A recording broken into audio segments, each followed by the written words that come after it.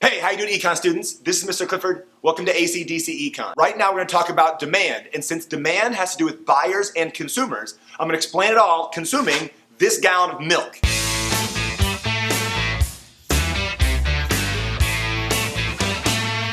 So here we go. Let's start it up. That first taste of milk is just wonderful, right? Cold, refreshing. The first thing you have to understand about demand is the law of demand, which says that there's an inverse relationship between price and quantity demanded. That means when the price goes down, the quantity demanded increases. If the price goes down, the quantity demand goes up again. So take a look at this demand schedule. As you can see, when the price goes down, the quantity demanded goes up. When the price goes down to 4, 3, 2, and 1, the quantity demanded increases.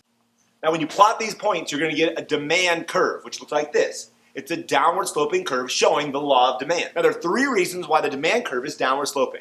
It's the reason for the law of demand. It's the substitution effect, the income effect, and the law of diminishing marginal utility. Substitution effect says price goes down for milk. People are going to buy more milk because they're going to move away from other products that are now relatively more expensive. So instead of buying juice, people will turn around and go buy more milk. Now it goes the other way. When the price goes up for milk, the quantity demand for milk is going to decrease because people are going to move away from milk and go find a different substitute product.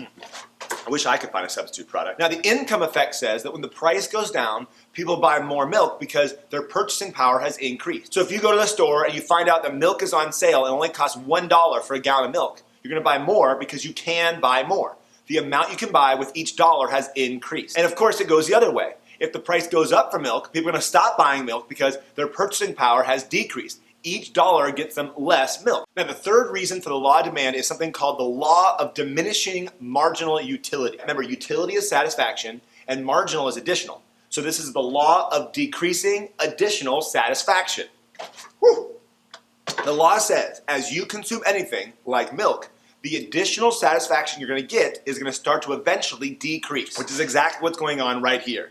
That very first sip was super refreshing, but that last one, not so much. Now this law applies to somebody drinking sips of milk, but it also applies to purchasing gallons of milk. That very first gallon of milk that you get for your family is awesome. It gives you a lot of satisfaction. You can have your milk and cookies, and you can eat your cereal. The second gallon of milk gives you some utility, and the third gives you some utility, but the law says eventually each additional gallon of milk that you consume is going to give you less and less additional utility. This concept explains the law of demand and the shape of the demand curve because they get people to buy more quantity of milk. The price has to go lower because they get less and less additional satisfaction from each gallon of milk.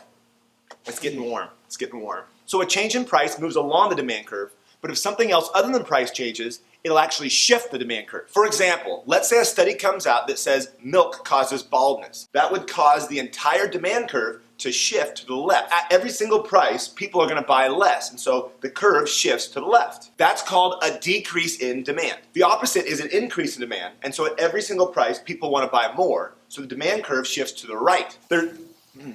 Now there's 5 shifters or determinants of demand. These are the things that cause the demand curve to shift. The first shifter of demand is tastes and preferences. For example, what if a new study comes out that says that kids who have milk in the morning before they go to school do better at school and they're smarter? Well, that would increase the demand. The demand curve would shift to the right. Another shifter would be the number of consumers, right? If all of a sudden new customers come into town, that's going to increase the demand for milk.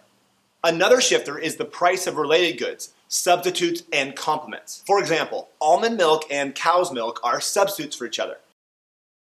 It's a bad idea. So if the price goes up for almond milk and it's more expensive to buy this, then the demand's going to increase for cow's milk. If the price goes down for almond milk, that means people are going to move away from buying cow's milk, buy more almond milk, so the demand for cow's milk will fall. And of course there's also complements. So when the price of cereal falls, that's going to increase the demand for milk.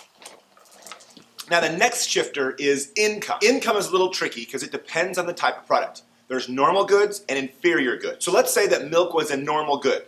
This means when there's an increase in income, the demand's going to increase. And when there's a decrease in income, the demand's going to decrease. An inferior good is just the opposite. When there's an increase in incomes, the demand falls. And when there's a decrease in incomes, the demand will go up. So whenever you see a question that involves income, make sure to read the question carefully to find out if it's a normal good or an inferior good. The last shifter of demand is a change in expectations. So for example, if you think the price of milk is going to decrease next week, you're going to buy less today, and so the demand would decrease. But if you think the price of milk is going to increase next week, you're actually going to buy a whole lot more today, and so that's going to increase the demand. Now it's time to cover a super important detail that you have to watch out for. It's the difference between a change in quantity demanded and a change in demand. So look at this graph for milk.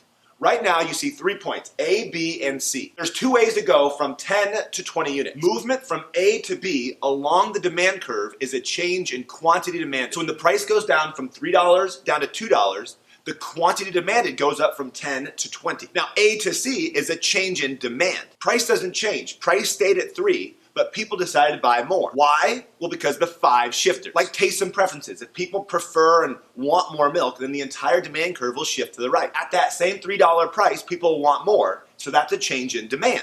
It's a change in demand. So I got a question for you. What happens to the demand when the price goes down?